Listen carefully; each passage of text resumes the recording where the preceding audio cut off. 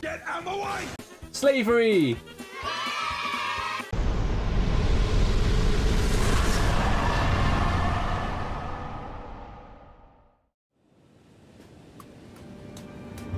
This man is Mason ap Astra. He once owned the Mace Trading Co., a small band of adventurers looking to make a lot of money together. The burden became too great for the man. He collapsed into himself. He couldn't run the operation anymore. He hired a babysitter and fled. His life caught up with him, and he was taken prisoner by the United Cities. He wastes away as a slave, lamenting what he once was, lamenting his moment of weakness and how it took away his life. The babysitter became the new boss and formed MaceCorp, a new lease of life for the Mace Trading Co. This new boss is me, Rossil Fuel. MaceCorp has begun construction of its own city, Neon Lake, in Shem. It was plagued with issues, namely starvation and ninjas. Having just dealt with its ninja problems, Neon Lake is dealing now with the former issue, starvation. Farming needs to commence in good time, lest the people of Neon Lake starve. Our base remains unable to stand by itself. But another pressing issue has arisen. You see, within this tower of ninjas I just conquered, some information has leaked from a prisoner we found. Information that some of my company wish to act upon. They have discovered the whereabouts of Mason ap Astra, and so begins another chapter of MaceCorp.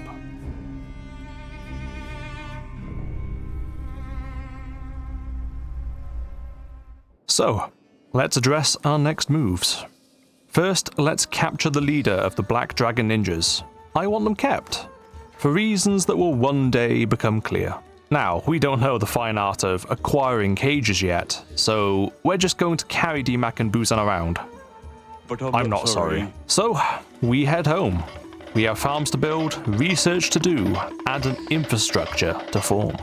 Beast and Bessie, those loyal of Mason's companions, were going to head to a location known as Port South to save Mason. They were joined by Beast's pet, Crabula, Snooky, who was more in it for his best friend Boop, the Southern Hiver that tried to free Mason, along with his own pet, Wendy. Bree also asked Rasp to join, simply to inform her of the latest happenings. I wasn't overly happy with this expedition, but they seemed adamant in their little quest. Tomi, the head of Tanzanite, which is our resource department, was not best pleased at all. She utterly despised Mason. He got her childhood friend, Daviv, killed in his pursuit of greed. We even had to cool her off in a cage. If I said no, however, I feel Beast and Bessie would have done their own thing either way. So our journey begins, and oh, damn Black Dragons. I didn't know you would chill like that. We're still taking D-Mac and Buzan though. And the Spectroglass Ninja Blade. Nice car. And so we headed towards Neon Lake, and the party that was led by B7 headed east. 7. It's a smaller group that's more nimble and manageable, but lack the ability to take a big fight. A few Holy Scouts, however? Why did they even fight them? We have a crab. It's strange, really. We aren't even enemies with the Holy Nation on an official level. They just hate most of us. Naturally, our group had its own opponents, namely in the ever-annoying Dust Bandits. They are quickly earning a place with the Black Dragon Ninjas. Okay, fair enough. After a bit of a fight, we decided to remove the iconic heart protectors of the Dust Bandits. They made for little protection, but sell for good money. I recommend taking them to anyone with space. We move on, leaving behind us a trail of looting, blood, and exposed breasts. Making the world a better place, one nipple at a time. So things were great with me. I wonder how Beast was doing. Things were a touch messy. A classic Beak Thing situation. The group were wounded, and things were getting dangerous. They could not stay. Good luck finding them. They could not run. Good luck outpacing them. But maybe if they kept their numbers down, they could actually outmaneuver them. So Beast insisted that Rasp, the slowest member, left with the pack animals. They were holding back the group. Rasp, loyal to Bree, who had been told to watch the group, was reluctant to leave. But when the group started moving away by themselves, he had little choice but to return. On our way back, another encounter. This time with a noisy bandit with a broken arm. Tomi sent Rod over to deal with him. Wow. This is just sad. 1, 2, 3, ready? Rod insists on using his Mato Spectroglass stick as a weapon. He claims it was Cross's own walking stick. His entire existence seems to hang on that claim. Though there was no disputing the material, there is certainly dispute for the skills of the wielder. Still, we made good time, and we got to the way station neighbouring Neon Lake. We were almost at the comfort of our home base. Beast, Bessie and Snooky travelled across the land. Beak Things were the first challenge they faced, and is one of the most universally agreed big challenges for anyone who lives on this world. Powerful, durable, they eat you alive, and for as long as they're focused on you, running at 35 miles an hour, utterly inescapable. Stealth, agility and confusion are your main options. Combat is an option only for the deeply capable or the micromanaged. Regardless, the group ventured places never previously explored, such as the Deadlands and the Black Desert, which I'm told has an entire city of skeletons. They don't even sell food. They were mostly hospitable, though they had no patience for Shek with head injuries apparently. The Beast Party would rest up here, then make a rush to the Great Desert of the United Cities.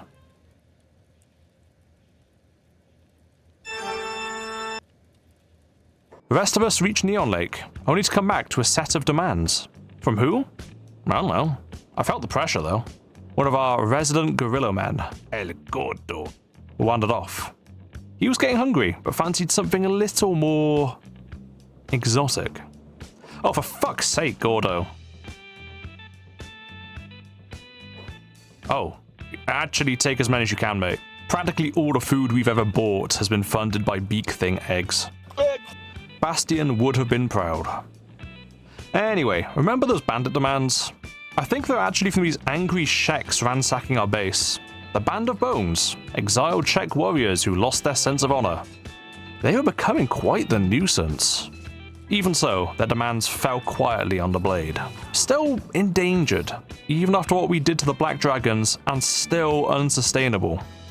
We had to live on what we had and pray Tomi and the Tanzanite department could get the farms up and running.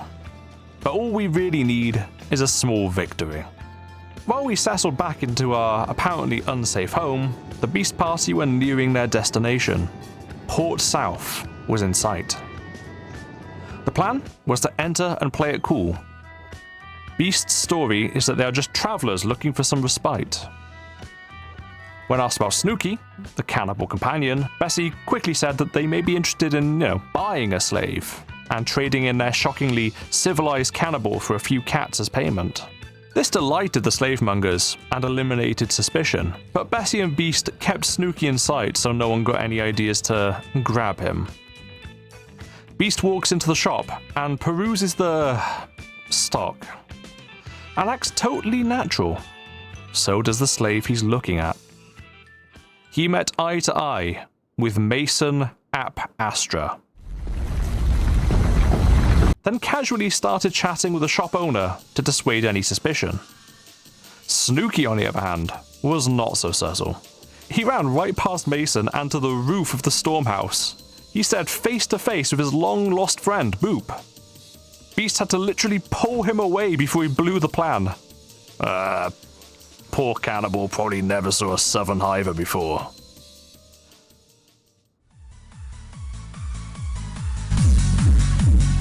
After that, they convened to the bar, meeting with Bessie, who had been scouting around herself. Bessie had found some slaves that had apparently got to know Mason and were interested in escaping themselves.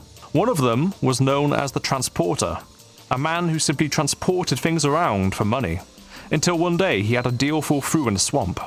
He also gave away his name and decided to open a package.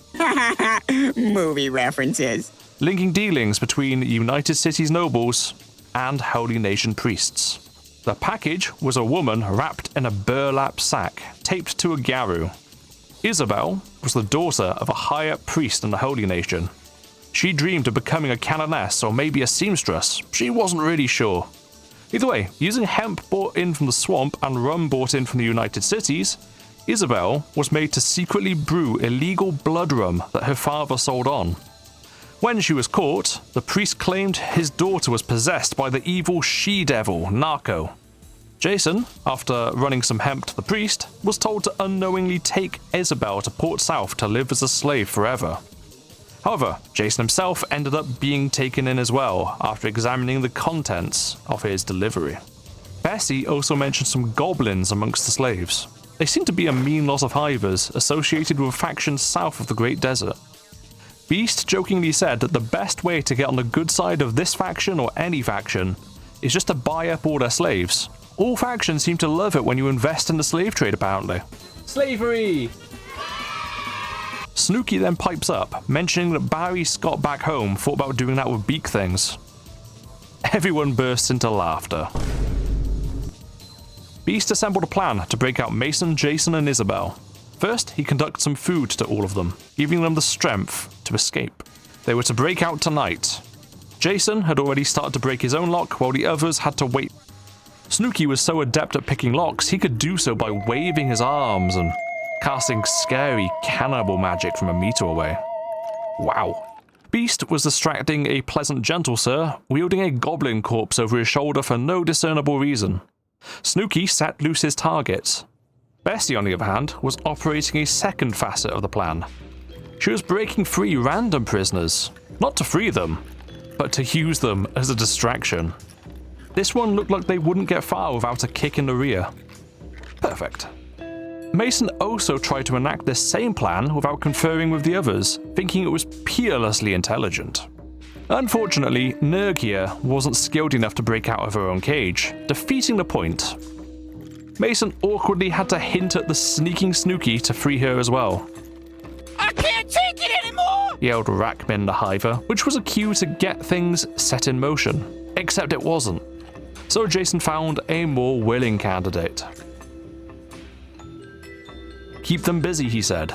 Little did he know that was his role. Nerg was the perfect distraction.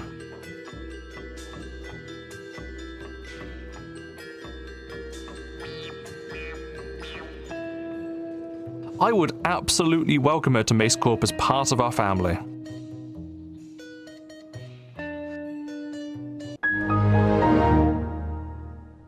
And so they escaped. Snooky, in his frenzy to remove Boop's shackles, somehow ends up putting them on himself. Legendary cannibal behavior. Getting home is the next challenge, but something most unexpected happens. Holy scouts in enemy territory. And they decided to actually pick a fight. What is their problem? Freed United City slaves were surely enemies of their enemies, right? And so, they beat the Beast Party. Now what? They're gonna drag us halfway across the world to their own territory? No. Oh, you piece of shit. That was not the plan. Thankfully, the slavers were relatively few, so things would probably be fine. Lock the whole fucking lot in Port South. Why not? Oh god, I'm so done. There's just absolutely no way out at last. It was dicey, but we made it. Time to head back to butt fuck nowhere. That's where that place is. An abandoned village with cacti ripe for the picking. Wonder what happened here. There's nothing around here but sand, and more sand ninjas. That probably answers that. Are you done with this whole gag where I end the sentence with the first word of the next? Well, so Eye of the Desert. I still don't really know what it is. I think it was some living thing once in the same way a skeleton's a living thing. What I am aware of is that it has a twin who is alive and well. Beast's party were looking alive, but not well. They were starting to grow hungry, their mobility was crippled, and that left Beast to do a lot of the legwork, including being chased by skimmers. Ever the social butterfly, Beast 7 kindly acquainted it with some sand injured. They weren't particularly happy about it. After a brisk jog, the Beast party ran into the Grey Desert, which was absolutely swarming with rebel farmers. These guys hate Imperial mobility as much as the rest of MaceCorp do, but they don't seem to care about their targets. The anti-slavery argument is kind of lost on them. Unfortunately, the Beast party couldn't give them the widest of berths. He had to sneak through to get to a nearby way station. It had food, and Beast did have some money. Too busy being poor and hungry, the rebel farmers were easily infiltrated. It was nice to be in the safety of a way station, I'm sure, even if its days were somewhat numbered with a small army of hungry eyes gazing its way. They got their fine cuisine and moved swiftly on. Their next step: Venge. Thankfully, it was nighttime, so there wasn't quite as much to worry about. Emphasis on the as much. Venge, on my own travels, is one of the most hazardous places around. You do not want to be caught there in the daytime. At all times, the area is patrolled by these headless skeletons known as thralls. These thralls just seem to beat the shit out of anyone they detect. They're tougher than bandits, can come in huge numbers, and they aren't the slowest around. To the Beast party, an encounter would be death. So they stumbled across a collapsed way station on their travels and got distracted, leaving poor Boop limping behind. There was also this poor dying drifter who everyone pretended wasn't there. Things could be about to get a lot worse for him. Or not. These things could be quite unpredictable. Beast decided to finally help the poor drifter who went on his way. Unfortunately, the thralls were back. After a very close call, the party were able to hide effectively from them.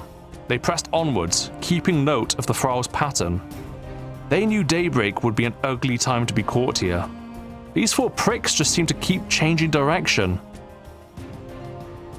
I suppose I could probably fight them if needs. Oh, nope. This is why the thralls are a huge threat. There's so many. It's not the single squads, it's the whole fucking area. Despite the painfully slow pace, the party needed to press on. At night, they could at least sneak around and not face the full wrath of Venge. Mason insisted they pushed the pace. Oh no. The sun was starting to rise. This was bad. It was time to move fast. They were in a naturally formed bowl, exposed from all sides. And then Venge started venging. Beams of burning hot death rained down from the sky. I once saw a man get caught in one. There was no man left to speak of 10 seconds later. Remember the eye having a twin? Yeah, well that fucker up there is shooting down the beams. I'm not gonna piss on the earth. I'm gonna go higher. I'm pissing on the moon. Why the hell a white eyebrow clan out here trying to start shit?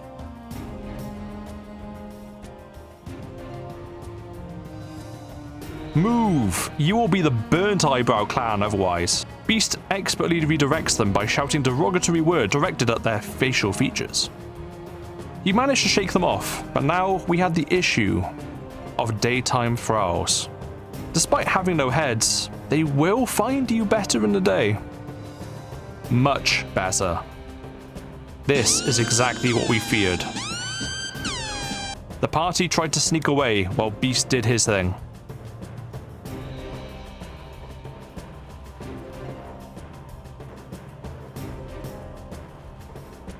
One skeleton completely refused to acknowledge the man, however. Unfortunately, Bessie ended up taking a wallop as Beast tried to do everything he could to keep the thralls away. Beast got all but one, and the rest of the party had to deal with it. Having all been enslaved at least once, they had no weapons to speak of. So it was time to fist some tin.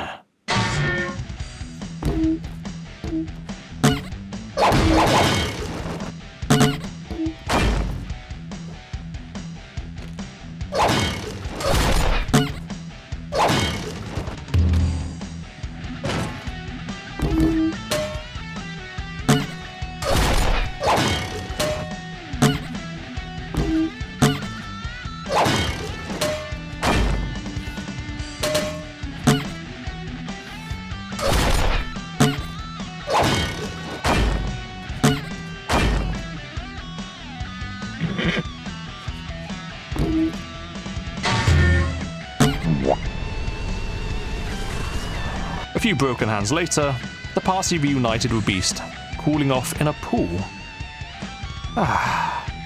They then continued to the last leg of their journey, crossing Shen.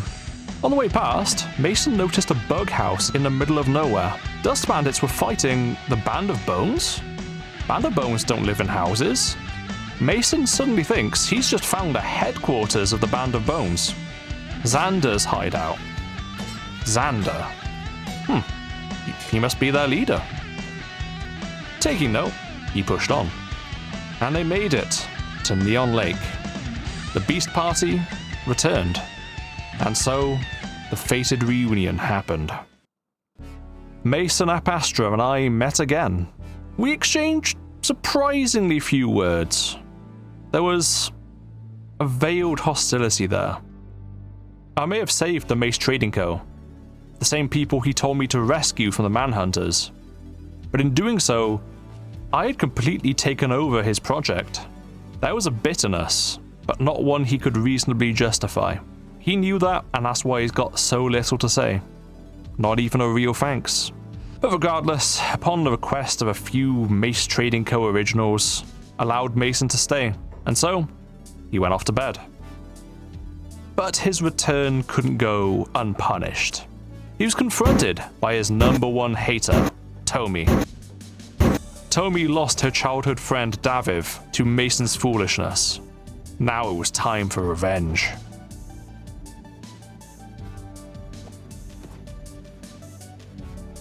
Oh, Mason's gonna feel that one in the morning.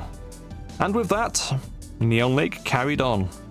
We were actually farming cactus en masse now, with Tomi, the head of Tanzanite, taking charge of farming.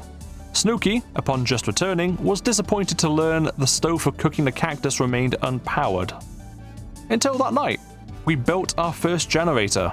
In case you were wondering, I'm using fuel because my name is literally Rossil Fuel.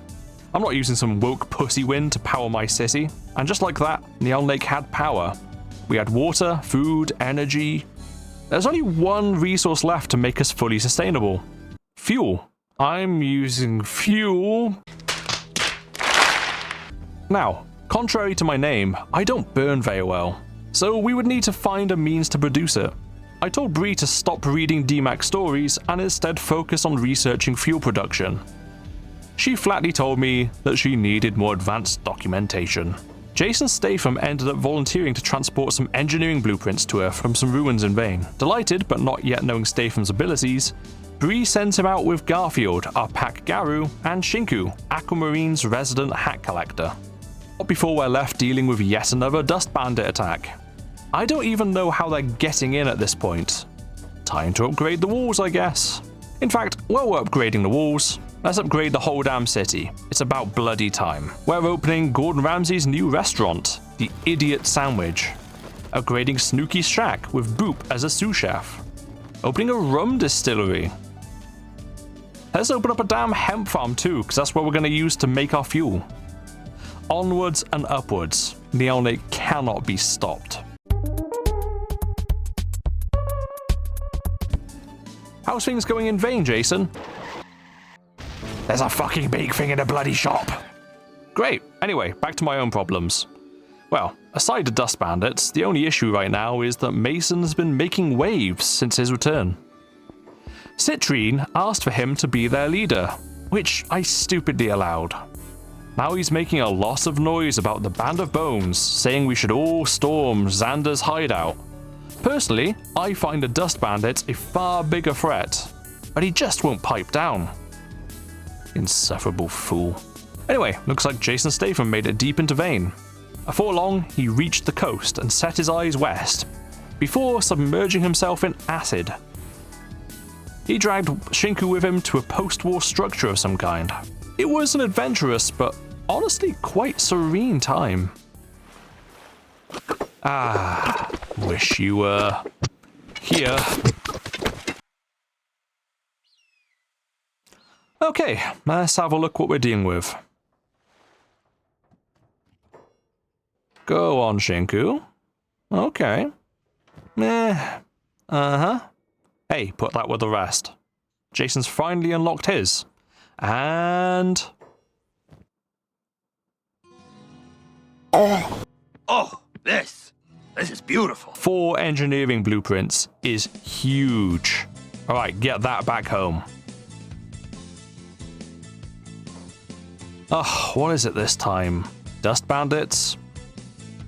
I'm just gonna send absolutely everyone to the gate while they yap. Hounds? Run the swamps? Who's Big Grim? This is swamper business. Apparently Mason had something to do with the swamp. I'll go ask him. Hey Mason, do you know anything about the hounds?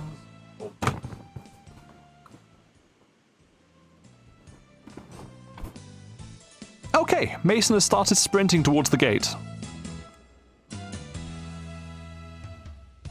Twin blades? What sort of jackass 80s cool names are these? Have you considered joining MaceCorp? Ears, of course. Okay, so it seems they're not aggressive to us. We've no reason to attack. Huh? What? Mason, what the hell are you doing? You can't just go around starting fights and teleporting through stairs. Well, I quickly learned that Mason actually has a burning hatred for people of the swamp. Apparently they gave him a real hard time in Shark, to the point where he wants to genocide the whole lot. With that over, oh what now? Dust bandits going through our brand new walls. Repairing these walls is a constant battle. If you don't want to see me constantly repairing them, please consider dropping me a like and subscribe. I'm aiming for 100 subs right now, so any contribution would be greatly appreciated. Thank you. Oh, and apparently the expedition party are in danger.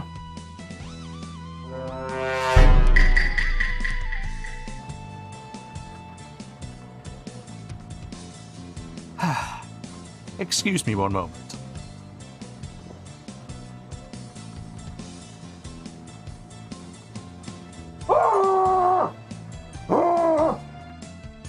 I made a whole bloody episode about solving that problem. Don't do this to me, Kenshi. Regardless, a new dawn breaks, and it's time to add even bigger walls in crucial areas. Jason makes his arrival back in Neon Lake, but after he and Shinku hand in their findings, they immediately head over to the Nova Tempest.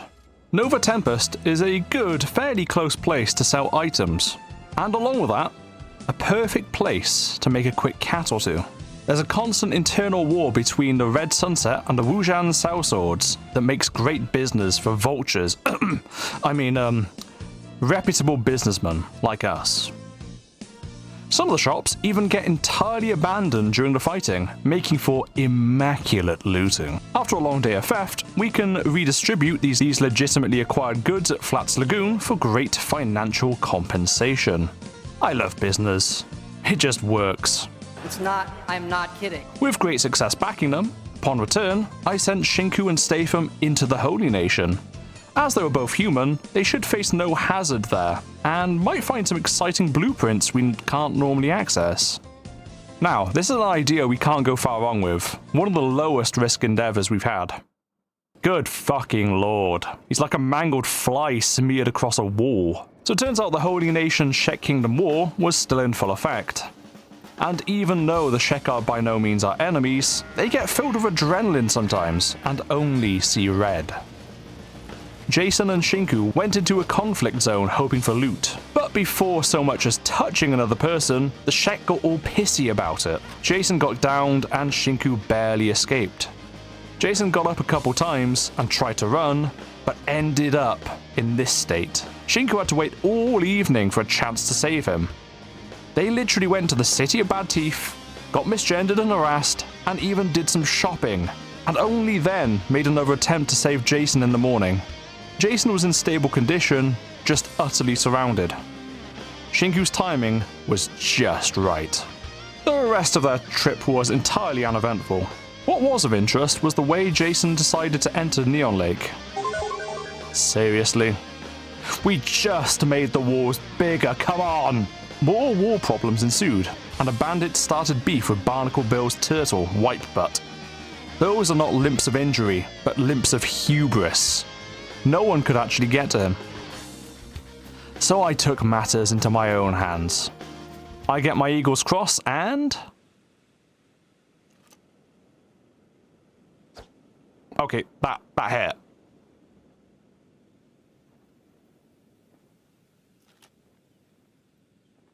Fuck, I'm out.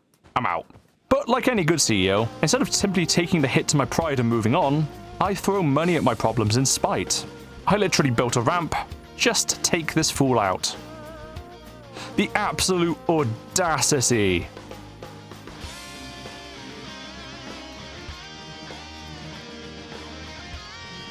Kill. Kill. Kill. Anyway, back to work I go. That's right, the CEO here actually puts in a shift. This Rossil provides the fuel for Neon Lake. And with that, we actually achieve one of our core objectives. We are entirely self-sufficient at long last. We have iron, copper, fuel, food, hemp, everything we could need. We finally did it. And now, we build. Out with the shacks and in with the Y houses. Dust Bandits. Central Command. Dust Bandit. Citrine Citadel. Aquamarine Array. Tanzanite Tower. Starving Bandits. Dust Bandits. Dust Bandits. Dust Bandits. Dust Bandits. Honestly, why did anyone ever think there was a Band of Bones problem? Ah, there they are. Mason was probably a touch worried now, realizing they were much meatier than Dust Bandits. Oh, of course, I didn't say, did I? That impudent whelp, MaceNet Astra, made a challenge. He said that using Citrine, he could wipe out the entire Band of Bones HQ, no sweat. I told him the Dust Bandits were the real issue. His proposal was that he could take out Xander's hideout way faster than I could take out the Dust King Tower. I accepted his challenge. Tommy was very willing to lend me Tanzanite for any opportunity to stick it to Mason. So, there was something to look forward to. But for the moment, life just continued. We built Bar 7, ran by our most excellent Beast 7. It's even attracted settlers into the area, who'd be good for business. Yes, things were ticking along quite nicely. And what a view. I should probably get guardrails. And when it all was done, the view at night, it really was reaching my vision. It's all getting a bit serene, isn't it? Not for some. Jason, Shinku, and the pack animals are still going out on a trading adventure. One day, they went to Katun, and... oh boy. The Holy Nation launched an all-out attack practically from the other side of the world. Now that's impressive. As a brief analysis, the Holy Nation tend to outnumber the United Cities. Most of them wear cloth, but their armored soldiers have great body protection and have an ability to penetrate armor very well if they're hackers.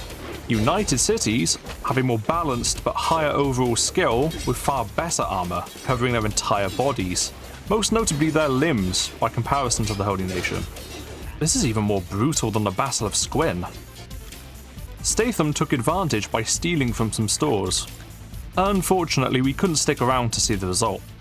He got caught and had to flee. I'm gonna guess the United Cities win. They often do. Okay, back to Serenity. What could be more serene than an ant mill, where ants form a circle? Circle, as her name suggests, loves circles.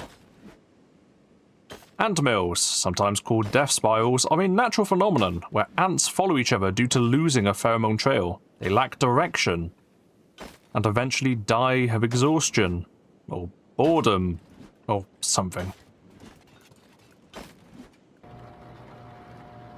Okay, I'm dying of boredom too. The peaceful life just isn't for me. Anyway, on to Mason's challenge.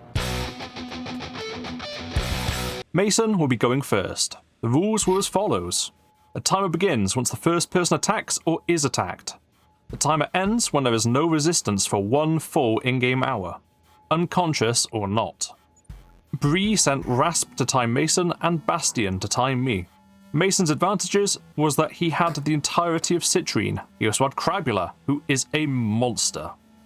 His opponents are low in number, but of good skill. He also had a very slow force, which means they may get into more trouble on their way there, and enter combat injured. You can blame Gordon Ramsay for that. He's very slow. Get out of my way.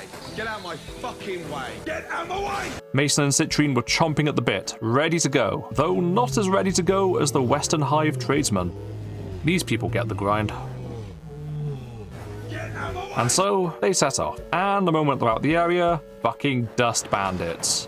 Again. While Mason was having a nice breezy stroll, we were the ones doing the bloody fighting. We even had to deal with a Shek who was jealous of a bow. Well, either way, they got to Xander's hideout, and they waited until nightfall. But stealth was never the plan. No, Mason just strolled right on in. The assault began about 1:50 AM, and finished at 3 AM. That was about 10 minutes of fighting. That's unexpected. The Band of Bones were so few. We've had to fight harder at our own gates. Well, that's that. Mason takes Xander home afterwards in the evening.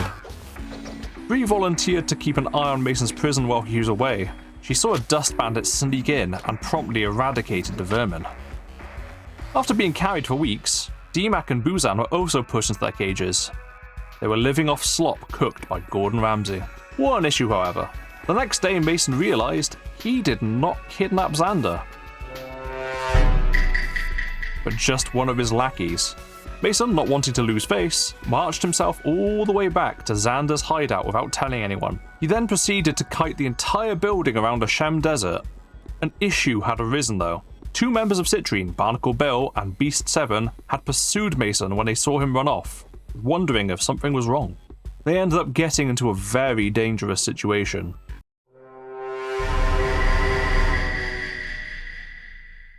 Beak Things were actively out hunting.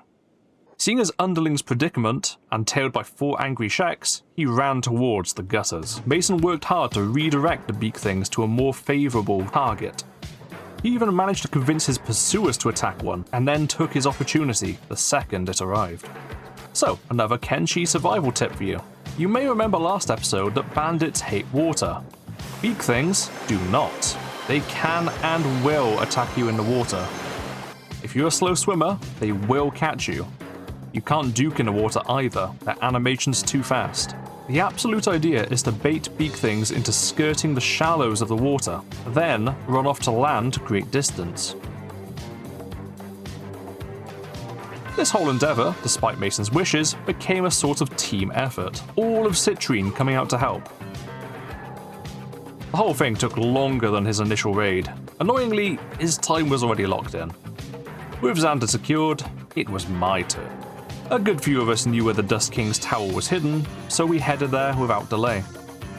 I had my 2 security spiders, Kath and Rain, as well as Tomi and the rest of Tanzanite. Bastion was here to record the times. Compared to Mason, we had 1 less person, and a lower average skill across the team. We also faced a far more numerous, if less skilled enemy. They even had crossbows and turrets, making them better established. This actually looked very intimidating. More so than a tower of ninjas, and there's less of us. Victory seemed but a fantasy, so our win condition was Monty, our bull.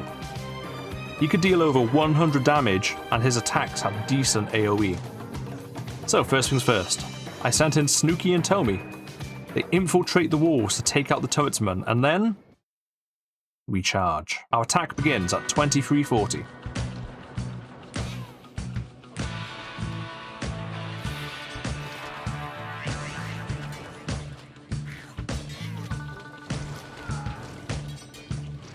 The Dust King is already here. Have you spotted him yet?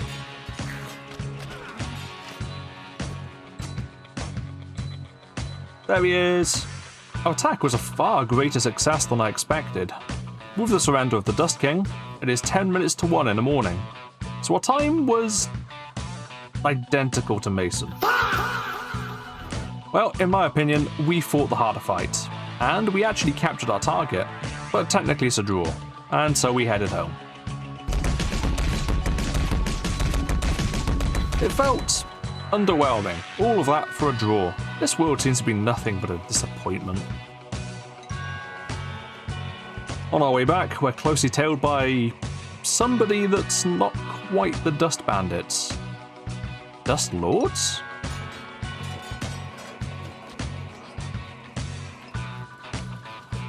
Dust Reapers? Dust Raiders? It seems to me that the Dust Bandits had its own internal affairs, and the removal, the Dust King, instantly resulted in these new clusters forming. Reapers don't seem so tough. Good fucking lord, the Raiders. They actually understand what made the Dust Bandits a threat. Crossbows. So many crossbows. It's clear now that we done fucked ourselves in the arse. The Dust King might have been the force to keep those psychopaths in check. We head back to Neon Lake eventually. Without me, you know, Rossil Fuel, the city I came back to is mostly unpowered. And so I deposited the Dust King into his cage, and something seemed off. Mason had a very tight-lipped smile and didn't say a word.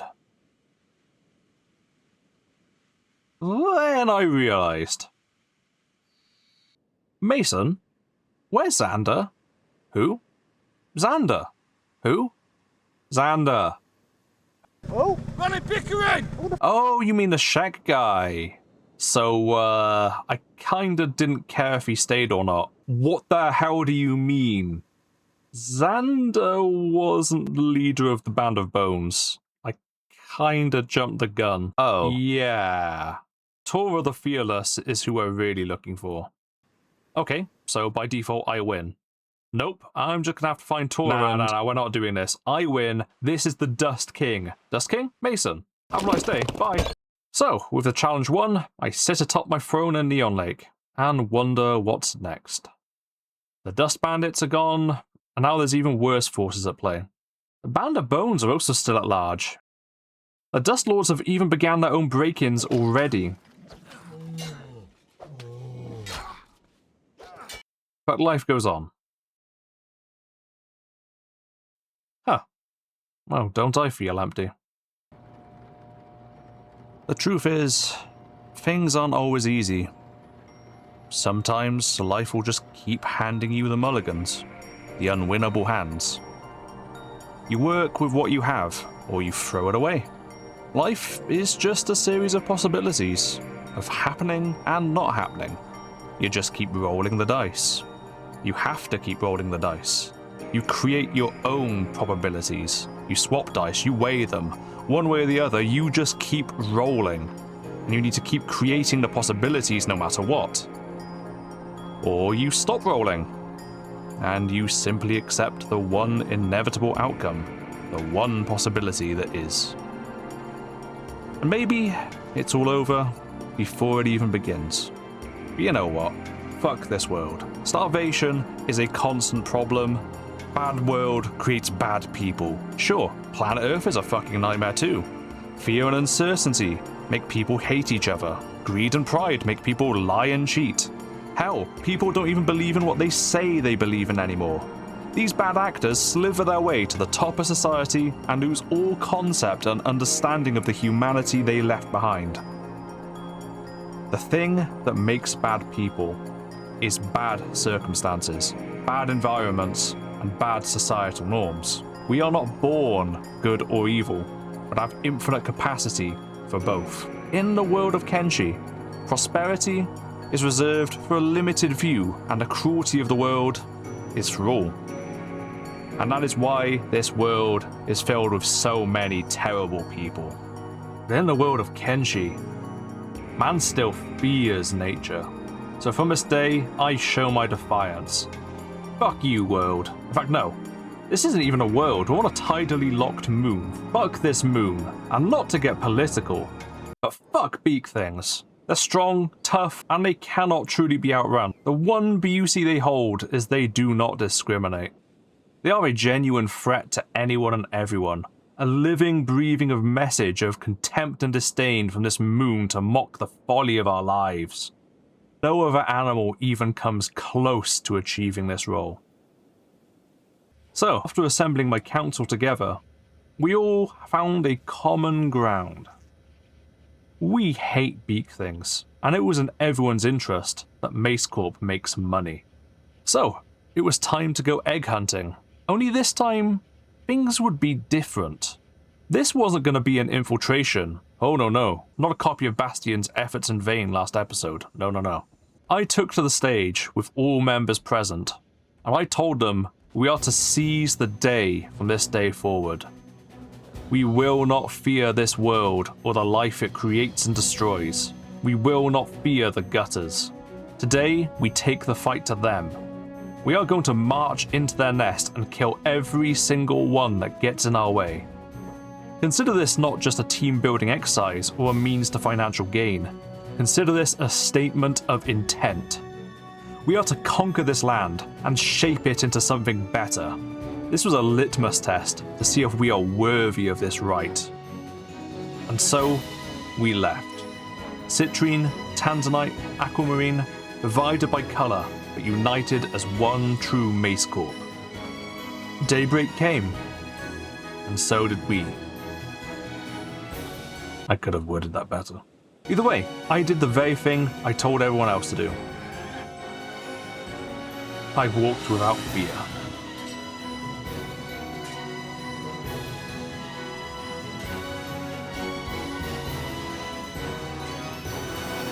MaceCorp did me proud this day.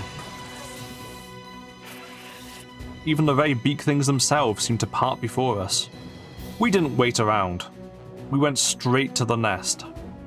I guess they just didn't want the smoke, so we picked them off one by one. We stole from them their entire next generation. The world was ours to conquer, and its resource would become our wealth.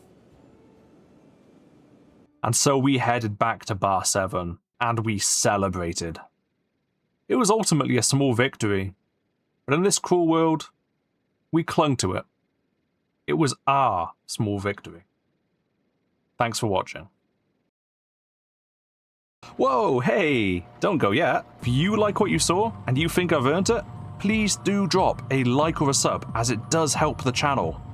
I'd love to grow so I can feasibly sink more time into video making, and maybe even achieve the dream of having a career I can actually enjoy. My goal right now is to get to the big 100 on my channel. Also consider my VOD channel and my Twitch. I plan to return streaming in this summer.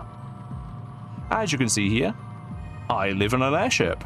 It's called the Phoenix Airlord, and as you can see, I'm whizzing around some kind of futuristic city. This is Neon Lake, a city within a digital world known as the MaceNet. A world I created, but in a way, lost control of.